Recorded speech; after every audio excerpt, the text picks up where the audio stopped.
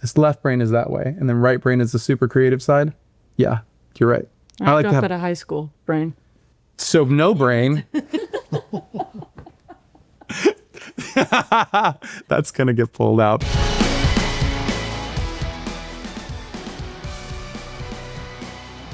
I'm Anna Zanes. I'm the editor-in-chief of Alternative Press. I'm here with Linkin Park in Los Angeles, and we're talking about their deluxe album, From Zero, 3 new songs, tour, and everything else they've been up to. Hi. Hi. Hello. Hey guys. Good. Wait, this is Alternative Press? This is Alternative Press. Oh. What did you think it was? I thought this was the Rob Report. Oh. Well, this is not the Rob Report. It's Alternative Press. And we were just talking about playlists. I'm just going to start off by asking what's on your playlist. Ooh. What's on your playlist? I don't listen to music. She doesn't listen to music. She never gives us... You never tell us like what you're listening to. Because I don't listen to music. Oh my God. Mike's definitely the best one to ask this question to. I'm listening to... I have a real answer for I have a real answer. I'm listening to... What is that called? Vows? Is that what they're called? This is why I don't say it. JPEG Mafia and... Because I don't know how to pronounce so many of the band. I'm serious. I can't. I am listening to the new Playboi Carti a little bit.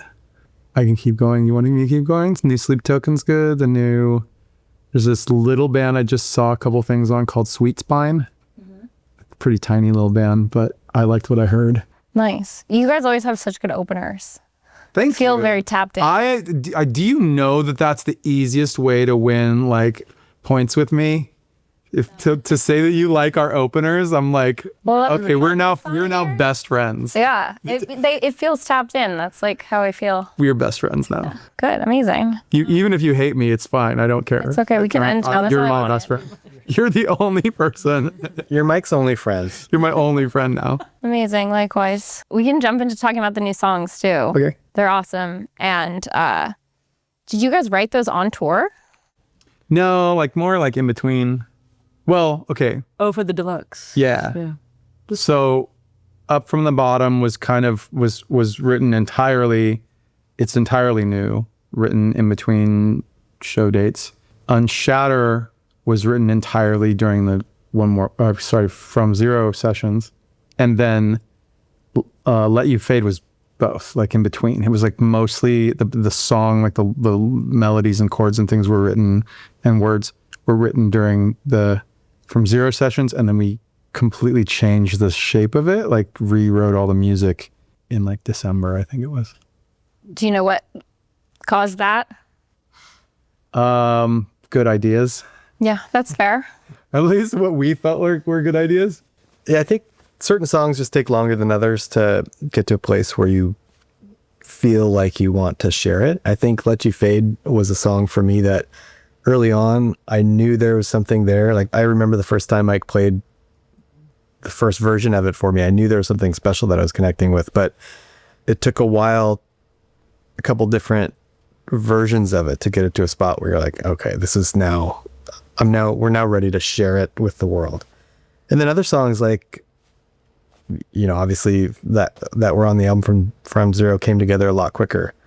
So it's just, that is an example of one that had a long runway from where it started to where it finished.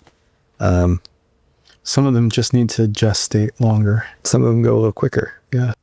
Yeah, I'm sure also like playing shows, putting the album out, that changes things. Yeah, I think that's right.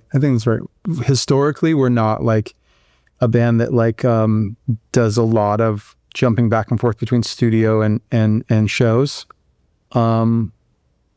It's usually like a longer chunk of one and then the other. But once in a while it happens. Right now, it just felt like we really wanted to. Actually, we wanted to put like some extra songs out, especially since we have tour dates coming up. We wanted something fresh for the fans to talk about, to listen to, and to play. And then as we were doing that, in like one of the early meetings that we had about the songs, everybody was kind of like, I feel like we got most of, like, we have songs that we like, but there's something we're missing. We want another type of song.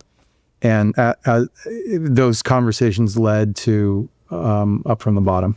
Mm. So with the album, I know different artists feel differently. Like when the album comes out, sometimes people are like, they're over it and they can't listen to it again.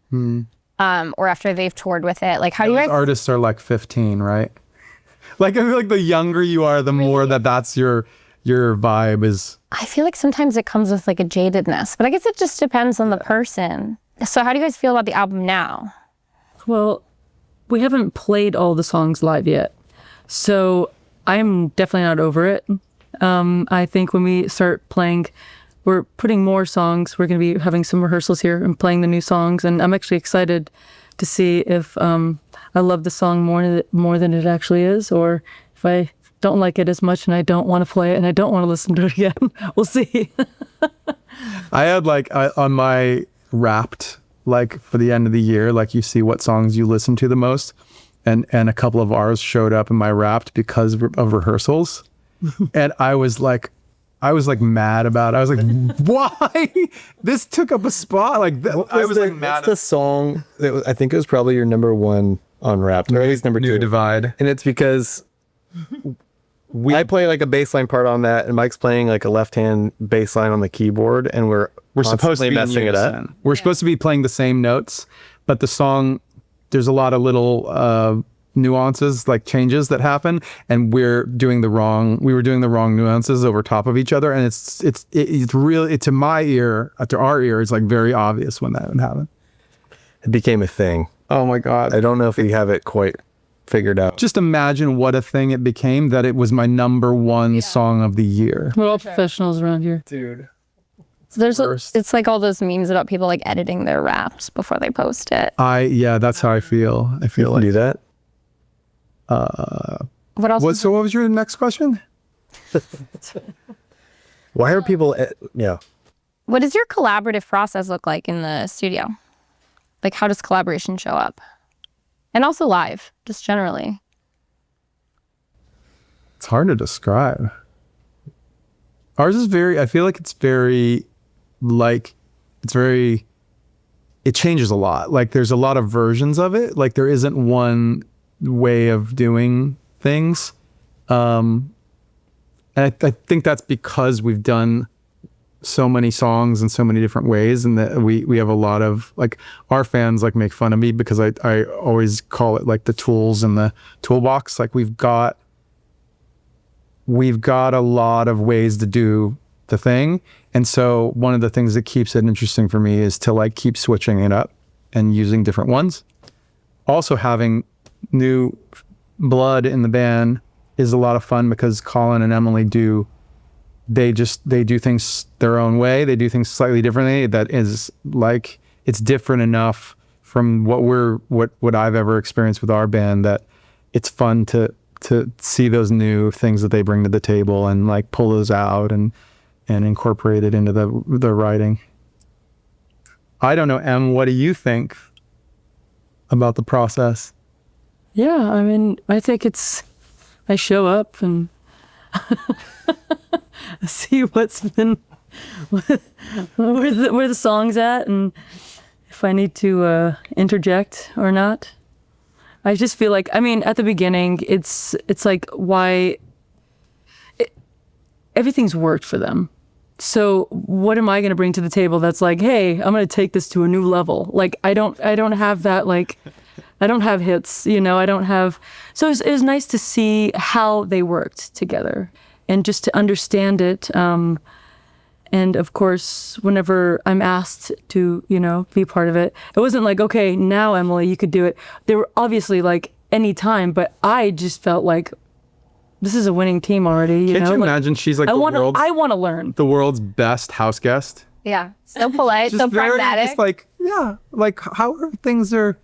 It's very exciting to be there, and obvious. I definitely was part of. I was part of the process, wasn't I? I love how she's like gets uncomfortable even saying that. Right? I loved, like, we had very specific. I've said this before, like specifically, like there were certain moments where she would just like. She can turn off her mental filter and just words come out, and like she does that very easily and very, very well.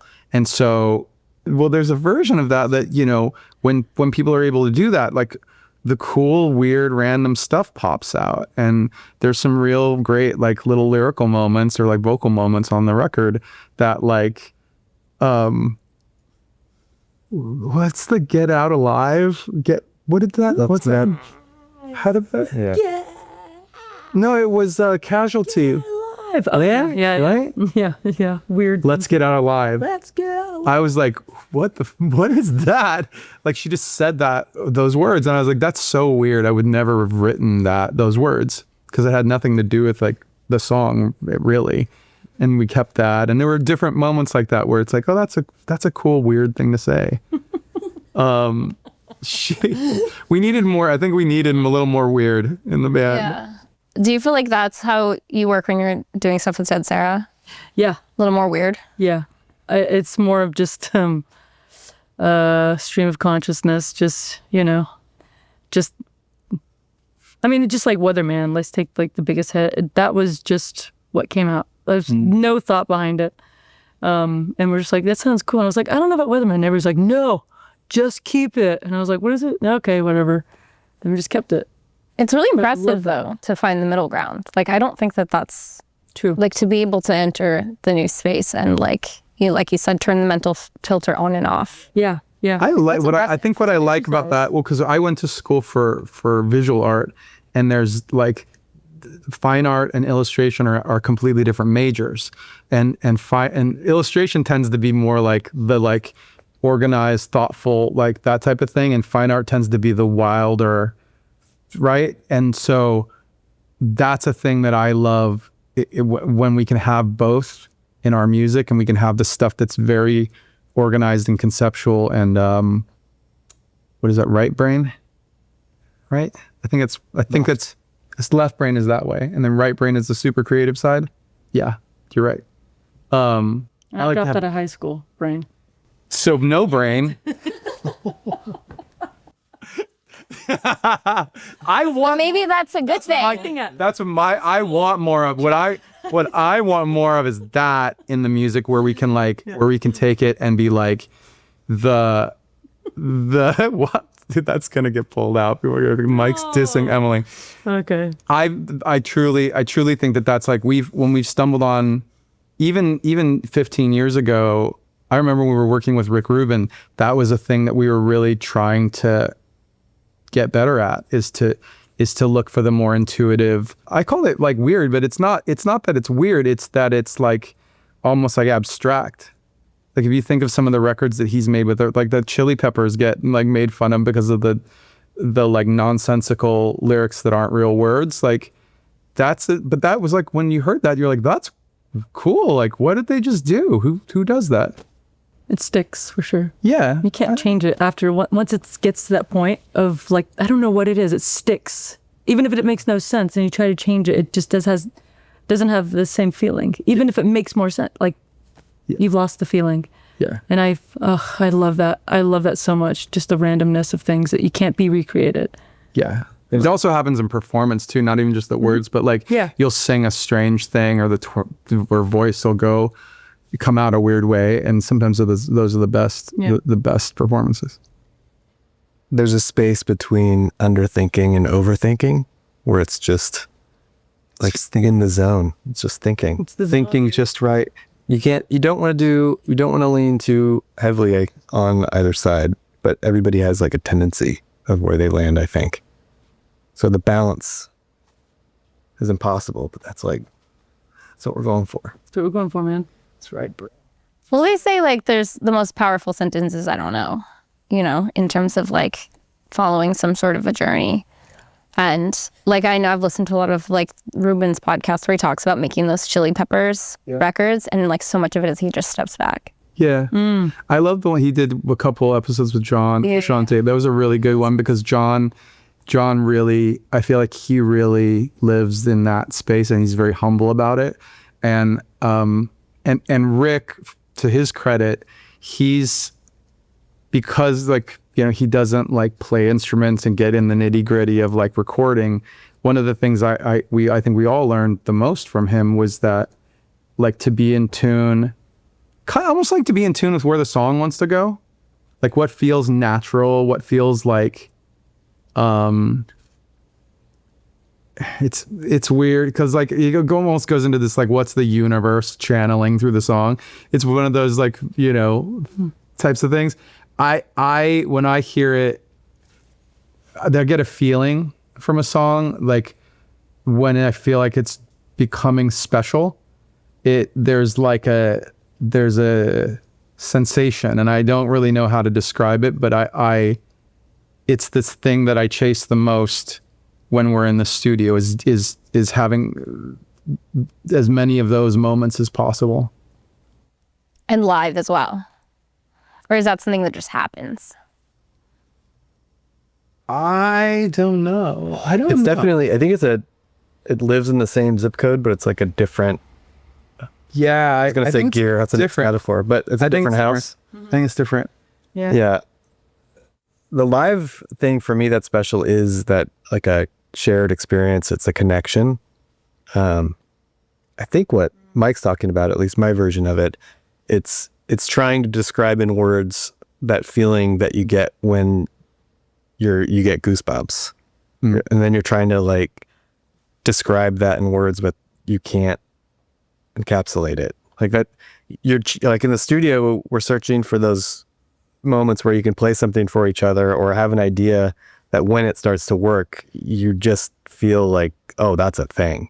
Or like there's something special in that. Like we need to figure out how to water that and like make that grow, as opposed to the other side of that, which we're trying to like avoid, is when you're hearing stuff or feeling like, oh boy, this feels really labored and just like, Yeah. this feels already like it's exhausted. Like it's like, ugh. So, and I don't know. So in the live experience, for me, it's always been one of the coolest things about music when you perform it or play live is you can't have that experience without somebody else there, right? Like we can't go have a rehearsal and just have the experience that we have in a live show. Like you've got to have a give and a take. You've got to share it together. And even like that's hard to communicate or talk about, but it's its own thing. Hearing you guys talk about it like this too also kind of answers the question about like, do you guys get sick of your music? Because I feel like approaching it like that probably has a lot to do with why you don't like want to forget it the second it's out. Because it's not about the song at that point. Like once you've recorded the song and people have heard it and they have an attachment to it, then getting together with them and experiencing the other thing that's what it's more. It's not about the song at that point. It's just about the shared experience. Like we were talking about how we were looking forward to it. I feel like we've got it now. We were looking forward to the set being more like muscle memory. So we're not thinking about what we're playing very much. And we're just focusing on like having a connection with people and seeing their, well, I mean, I think for you especially because things were newer and you were having it with Linkin Park songs where you were singing, right? Your experience with it is very all of it was new for me. So having to have a whole set of 2 hours worth of new, none of it was muscle memory. So that was something you can't really speed up the process. You just have to go through it. You have to just play the shows. And we've, like you said, we've gotten to that point now where we're able to throw in new songs and not have it be completely whirlwind of just being like, oh my God, could we just have one set where it's the same so I could just feel normal or like a normal performer. But we got to that point, which is great. Yeah. I saw you guys when you played at Barclays. That was awesome. Yeah. Sick.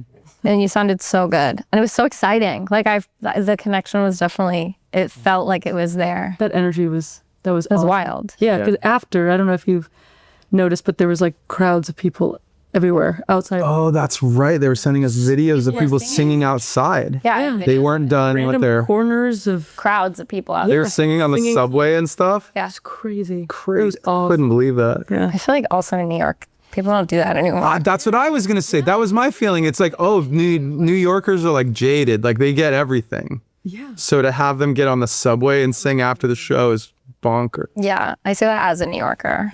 Like the audience has been, but yeah, that was incredible. Cool. That was super moving. Yeah. So I'm excited to see you guys now having, developed some of that muscle memory. You talked about this as a chapter of your continuing journey. What do you think is like kind of at the core? Like what is the heart of it that has been along for the entire journey? And then like what makes this chapter, aside from the obvious, like what would you call this chapter? Well, some of the things that we talk about, like in the band and with our team and everything, a lot of it has to do with there's the music, obviously, and the core, like the things like the themes that show up here and there, and the songs and the way the songs sound and all that. But like, I think more of it is what's really, because most like established artists have that. So like, what is our version? Why is ours different? Like, it's not saying better or whatever, but what is it about it that makes it Linkin Park? And to me, part of that is just the community. It's the culture of the band, which is not the band. It's bigger than the band. It exists whether or not the band is there. And it's the people on the subway, right? Like, well, we're not there. We didn't start that. We didn't instigate or anything. And they just go and they're having a shared experience around them, and the music's part of it. And that, to me, that's the thing that travels all the way through from the beginning to the end. Like in our very, very beginning days, we were sending out stickers and we were sending out, demos and CDs and whatever to like spread the word about our band. And the thing that started to happen was that people connected with each other over it. And then they connected with us once we finally showed up to their town for the first time. And it's like, oh, we're in, Pittsburgh for the first time. Like, then we did it together. But that whole thing is this, it's the same thing that's happening right now. Like, and it's a new, what's really, to me, like so fun and exciting is that it's because the band looks different now and the music is made by this group of people, then that there's like a little bit of a cultural shift. Like there's elements of it that are the same, and then there's elements of it that are not. And so the type of person that is now coming to the show has adjusted accordingly too. Yeah. I have to say too, the other thing I noted when I saw you guys at Barclays was it was like the most diverse crowd that I've seen in like a decade. Like it was crazy. Really? I was like, yeah. Age, Does that everything. mean that I'm like across. just used to it, or like is that, I don't know. Probably. You think? Mm-hmm. Yeah. I feel like maybe. it's kind of been like that. Oh, But it was like great. Yeah, it was awesome. It was really cool to see. We joke about that with our internal team and management and everything. That it's like people we're doing like, oh, like we have a very diverse team, like offices, right? People who like in their workplace. Well, we have a very diverse team. We've never even like really had a conversation about that. Yeah. Because it just happens. Like, yeah. I think and a part of that is I think just the way everybody is. Like they're just, I don't know. Yeah. I don't know what that is. That was cool. It was awesome. Great. What has been the most profound fan moment for you since joining? Fan moment? Like a fan interaction or a moment? I think it's just me being a fan and then being like on stage and being like, how did this happen? Your answers are so humble. I love them. It's so cool. I knew that's where her mind was going. Like, it's amazing. Like, because I think I knew where it was going. She's asking a different. Do you realize she's asking something different? Okay, good. That's better. I just knew her brain was like already on that. Yeah, I mean, So funny. it was just definitely the moments where I'm just like, what the fuck is going on? How did this happen? This is like kind of a random question, but like if you guys weren't musicians, what do you think you'd be doing? I'd be playing professional basketball. That's true. LeBron wouldn't be at the Lakers. I'd also be a foot taller. Amazing. Only a foot? If I'm playing like a guard, yes. Okay.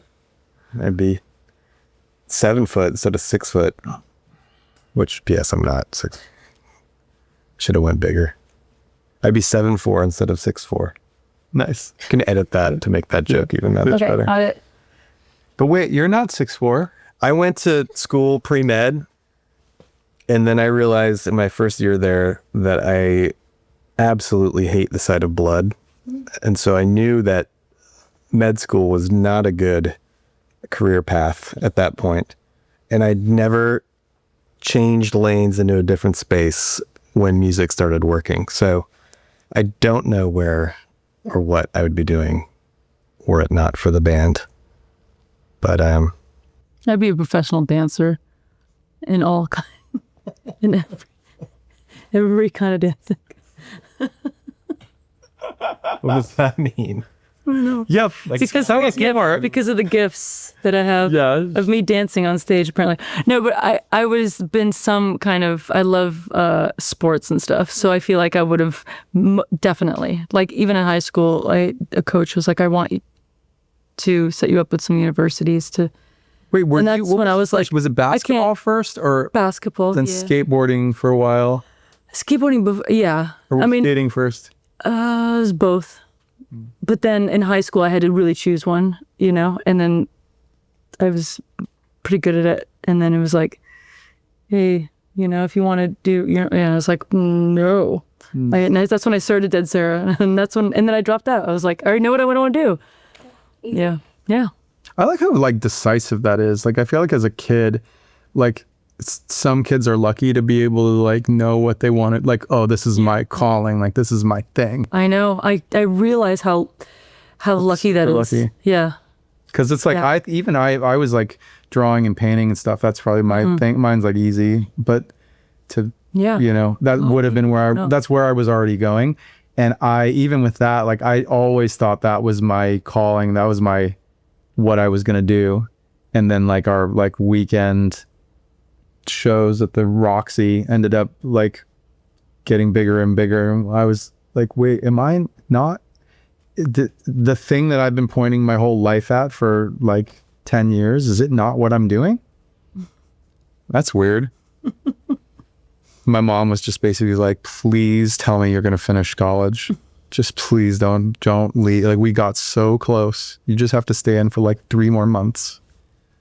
I was like, okay, we just signed a record deal, but I will stay in school for 3 more months to finish it. Finish school. Yeah. I feel like everybody should finish high school at least, but this is not a drop out of high school and do something. Just finish high school. Just do it. It's to be helpful. Stay in school, kids. Yeah, stay in school, kids. Be cool. Yeah. How do you guys stay grounded? Because you're pretty much, it seems like you're always busy and always doing things and traveling. We make fun of each other. If anybody starts acting up, we immediately just shame them. Yeah, that's great. Yeah, we shame them. Bringing shaming back. Yeah. There's not enough shaming in the world. That's also the pull-out quote. It's Linkin Park. There's not enough shaming in the world. God, we're bad at this. But actually, I do want to talk about the openers.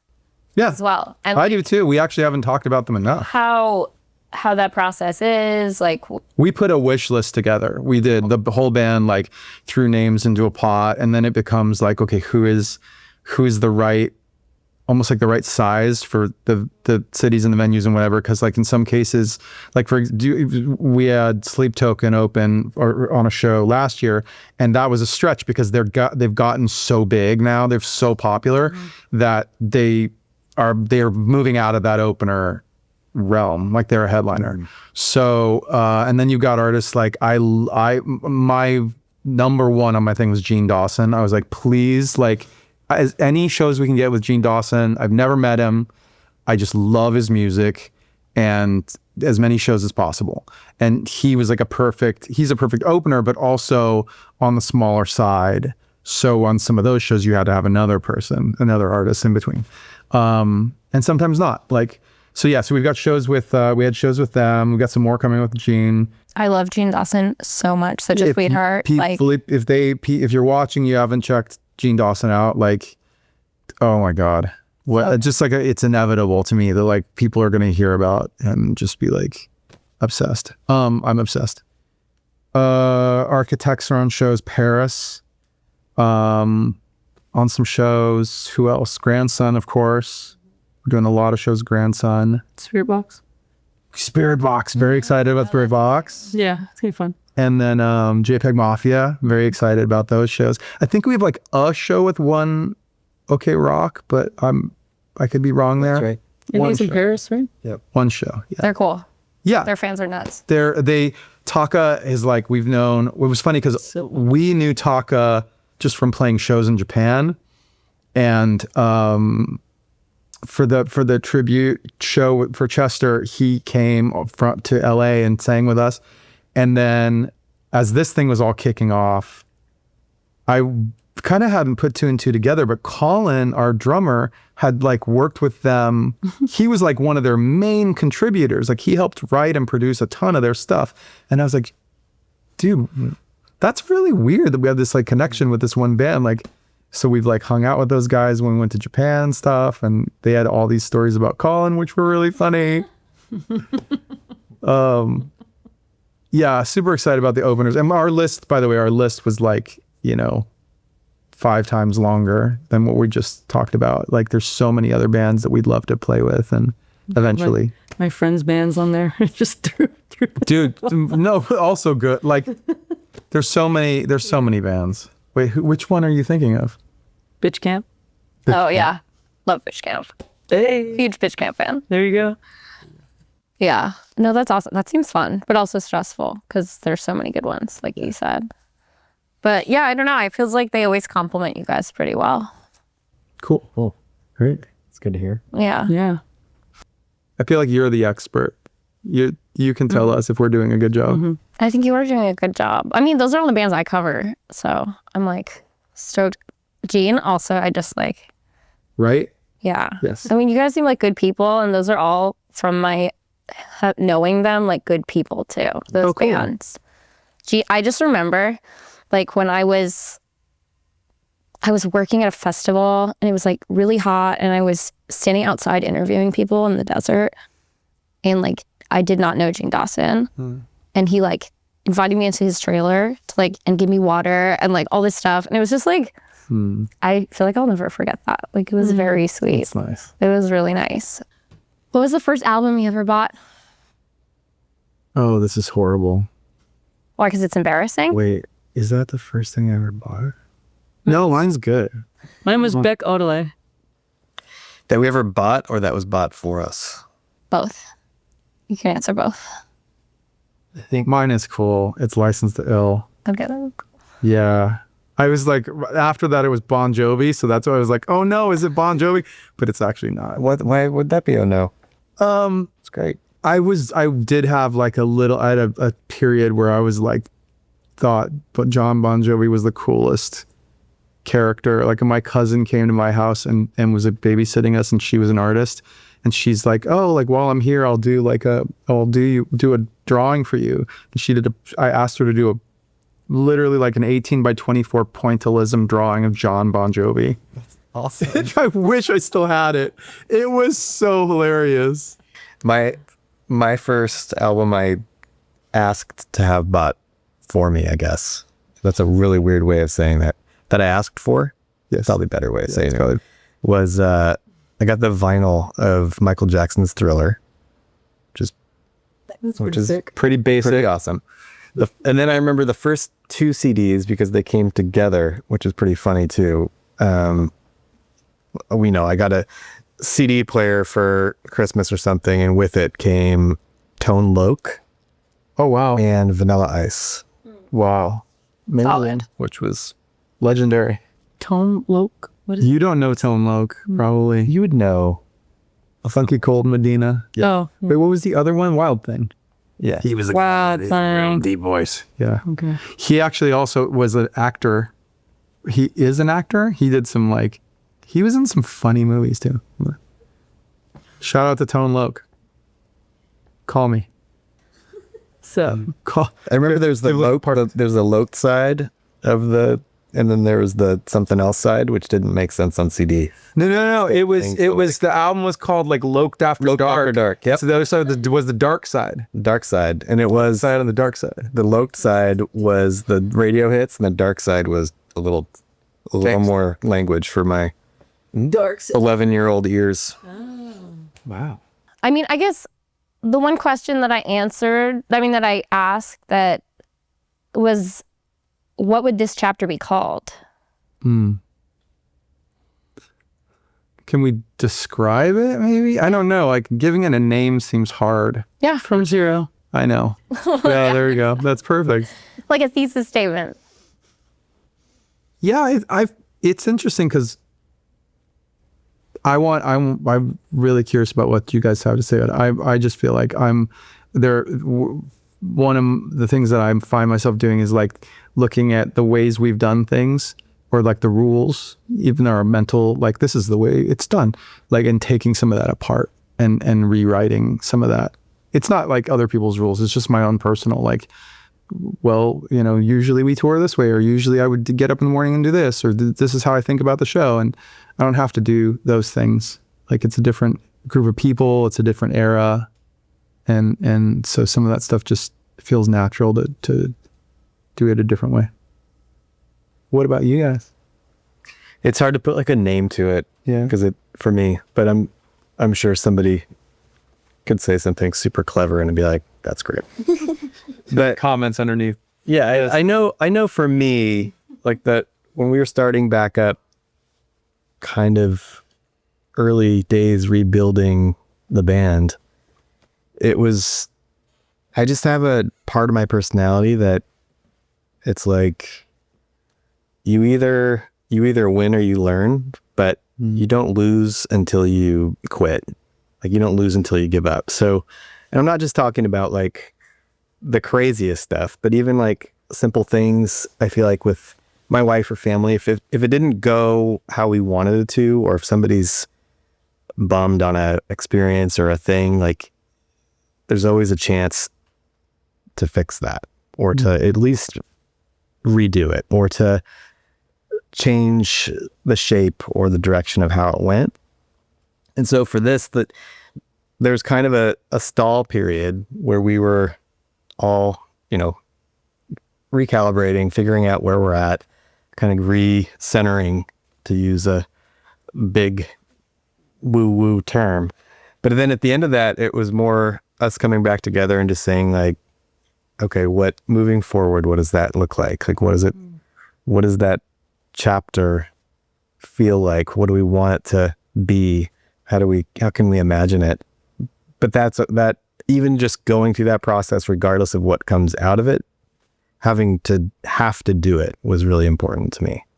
Like I didn't want or have an option of not trying to figure out what our next step is. Not only as Linkin Park, but even as like our relationships as close friends. This is a huge thing that we've spent a large chunk of our life and identity and hard work and whatever, blood, sweat, and tears that we've put into it. What does that look like, moving forward? What do those friendships and relationships become? Right? And so in the process of that, also then adding in and finding Emily and Colin and all the different twists and turns just add so much color and life to all that it's really special. That's why it's probably hard to just say a 2-word title to it, but I mean, that was great. that's 150,000 word title to it.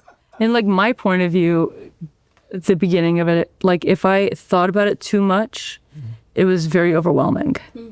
As you can imagine, there's this legacy of this band, So to sit and ponder about it or something and try to imagine what it could be was just way too daunting. And so being in the moment of what was happening and what felt right was something that I had to lead with, of what the feeling was and that momentum and that spark and that what was happening in that room with everybody. And so it was something that definitely wanted to be great, you know, for fans as well. So I was just like, I don't want to let anybody down, you know? And I felt like, yeah, somebody's got to do it, right? At some point, because I could feel that it wasn't over, you know? You could feel that, you know? And I feel, and somebody had to do it. And so I would think, even when I was coming in and I knew it wasn't just me that was coming in, you know, and writing. And I just thought, who could it be? You know, like, honestly, like, taking myself out of the equation, like, Yeah, we who would didn't fit? talk about. Who would fit really well? I thought that would be weird. Like, we didn't tell anybody who came in and sang on anything. Like, we pretty much didn't tell them about anybody else. Just thought that would be weird. The only exception was, like, I remember later in the process, like, we had a song that Teddy Swims had sung on, and Emily heard him, and she's like, "Oh, like, who's that?" Like, that type of thing. And you know, like, he's a great example because he's a sweet dude and, like, super talented singer. And it wasn't about those things. Like, we get along great with him. He sings really well. Like, it's not about that. Like, when we all got in the room, the more often we got in the room with Emily and Colin, it just felt very, like, I don't know, it just felt right. It felt really good. And we were making really great stuff together. Yeah. That was reassuring, though. I think that, like, that's the type of thing where if the fans had heard, like, the whole album, like, this is trash, you guys are horrible, this is the worst thing I've ever heard, and everybody abandoned us completely, like, we wouldn't have felt like complete idiots, because, like, we still knew that we got in the room and enjoyed ourselves. Like, we knew that part was right and it felt good. Yeah. So even if the rest of it didn't work, it's like I would have felt fine. I would have felt okay about that. Could have gone many ways. Right. And we did think that, you know, like, there's so many ways. Possible. Yeah. Seems like it worked out. I think so. So far, so good. All right. Thanks, Dusty. Thank you guys so much.